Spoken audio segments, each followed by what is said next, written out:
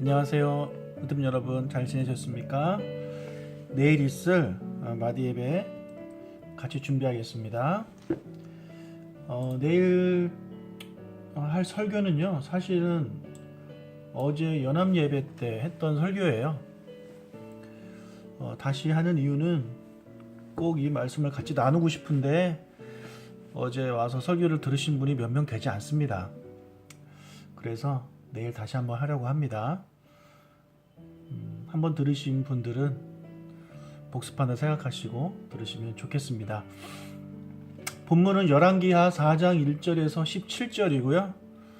제목은 구에서 받는 은혜, 알아서 주시는 은혜라는 제목을 잡아봤어요. 같이 한번 문제 풀어보겠습니다. 지난 한 주 동안 있었던 은혜를 나눠주시고요. 2번, 선지자의 제자 중 한 사람에게 어떤 일이 일어났는가? 믿음의 사람들에게도 이런 일들이 일어남을 보며 무엇을 느끼는가? 선지자의 제자 중에 한 사람이 죽었습니다. 근데 그러다가 게다가 빚도 많이 져서 두 아들을 이제 노예로 팔아야 되는 그런 상황에 처해 있습니다. 이 사람은 여호와를 경외하는 사람이었습니다. 믿음의 사람들에게도 이런 일들은 일어납니다. 어려운 일들이. 그런 일들이 일어남을 보며 무엇을 느끼는지 한번 나눠보시면 좋겠고, 자신이 겪었을 수도 있고 다른 사람이 겪는 것을 보았을 수도 있죠. 자, 3번, 돈이 필요한 과부에게 엘리사는 무엇을 주문했는가? 지금 이 여인에게는 돈이 필요합니다. 왜냐하면 돈이 있어야 아이들을 보내지 않고 자기가 키울 수 있기 때문이죠. 무엇을 주문했냐면은 3절 4절에 보니까 밖에 나가서 모든 이웃에게 그릇을 빌리라. 조금 빌리지 말고 많이 빌리라. 그리고 그곳에다가 기름을 부어라. 차는 대로 옮겨 놓으라. 이렇게 이제 시켰습니다. 자, 왜 이렇게 시켰을까요? 4번, 하나님께 기도하고 반드시 땀을 흘리며 수고해야 한다. 나는 지금 어떤 기도를 드리고 있으며 그것을 위해 어떤 노력을 하고 있는가? 돈이 필요한 이 사람에게 하나님께서 엘리사를 통해서 그냥 돈을 주지 않습니다. 그릇을 빌려오게 만들고 그리고 그릇을 팔게 만듭니다. 땀을 흘리게 만드는 거예요. 기도하고 하나님께서 다 해주시겠지, 기도만 하고 아무것도 하지 않는 행동은 바른 기도가 아닙니다. 기도하면 열심히 그것을 위해서 노력을 해야 됩니다. 그래서 각자 무슨 기도를 지금 하고 있는지 물어보시고 그 기도 응답을 받기 위해서 나는 어떤 노력을 하고 있는지 그것을 나눠보는 시간이 됐으면 좋겠습니다. 그래서 기도만 하고 아무것도 안 하면서 응답받지 못하는 것에 대해서 하나님을 원망해서는 안 된다. 그런 내용을 살피면 되겠고요.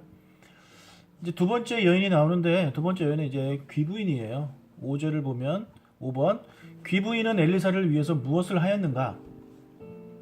8절부터 10절인데요. 먼저 8절부터 보면 엘리사에게 항상 먹을 것을 대접합니다. 그리고 9절부터 10절을 보면 이 엘리사를 위해서 작은 방을 만듭니다. 그리고 이 사람이 쉴 수 있도록 그런 공간을 만들어 줍니다. 이렇게 섬기는 사람이었어요. 이렇게 섬기는 여인을 위해서 엘리사가 이제 보답을 하려고 하는데, 어떤 보답을 하냐면 그녀에게는 자식이 없었거든요. 그래서 자식을 주는 그런 은혜를, 복을 그에게 줍니다. 자, 6번, 하나님과 하나님의 사람들을 섬기는 자는 구하지 않아도 하나님께서 알아서 주시는 은혜를 누린다. 나는 이런 은혜를 누리고 있는가?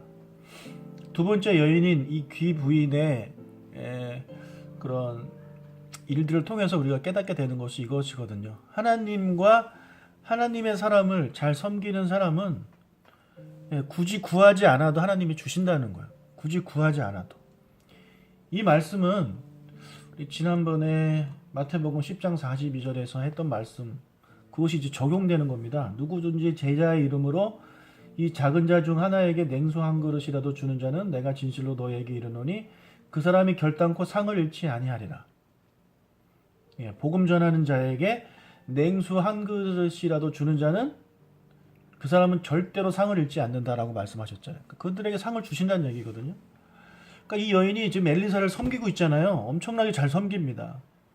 그러니까 하나님이 그에게 상을 주시는 거예요. 그녀가 구하지 않아도, 달라고 하지 않아도 하나님이 알아서 주시는 겁니다.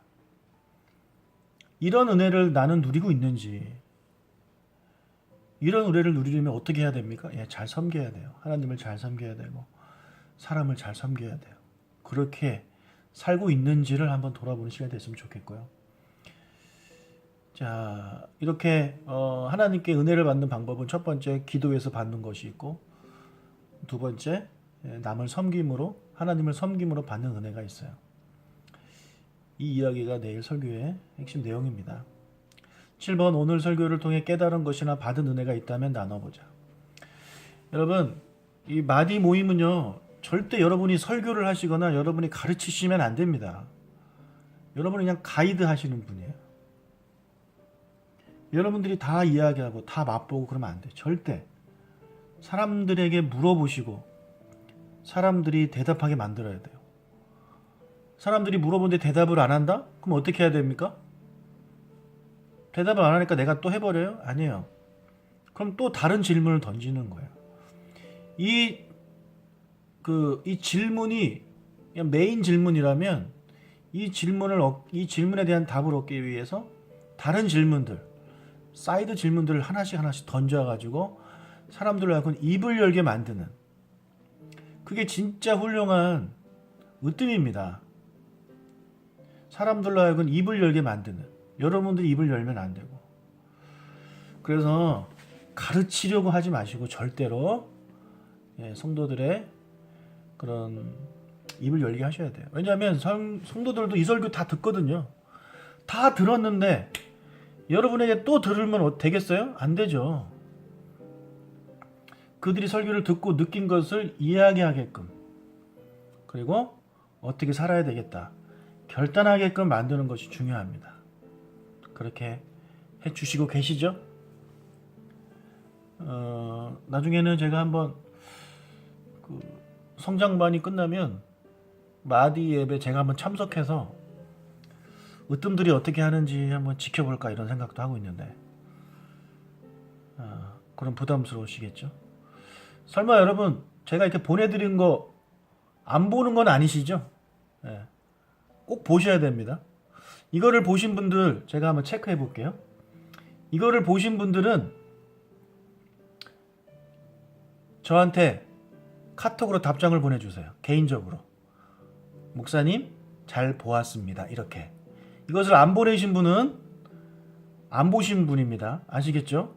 예. 자, 그럼 내일도 잘 부탁드립니다. 감사합니다. 늘 수고해 애써주시고 감사합니다. 내일 봬요.